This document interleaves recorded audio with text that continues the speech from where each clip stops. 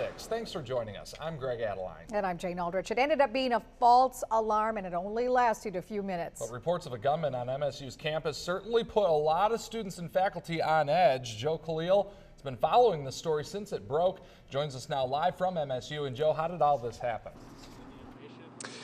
Well, Greg, as you said, certainly a scary situation here for students. I want to give you a little timeline. Police say that at 12:56, they got a call saying that somebody had a gun and was going into this building behind me, Bessie Hall. Now, they wasted no time, and at 12:58, they sent out the mass alert to students and to faculty, letting them know about the situation. Thankfully, it was an ROTC student. That's a student who was preparing for the military, and police say he had what they're calling a replica rifle with him.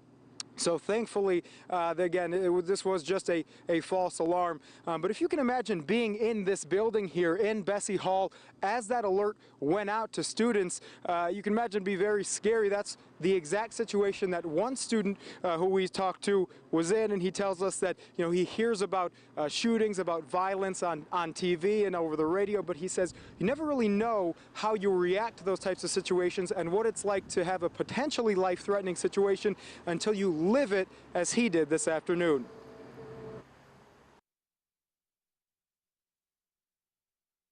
Our wall, shut the blinds, shut the lights off, shut the doors. So a kid behind me just kind of pulled the door shut.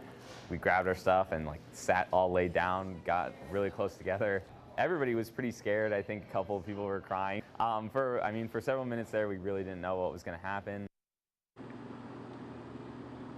Now, I did reach out to the university and to the ROTC program to find out if there's any sort of protocol about these students carrying these types of weapons. Haven't heard anything back yet. I also talked to a number of students who say they commend the university on how quickly they were able to respond to the situation.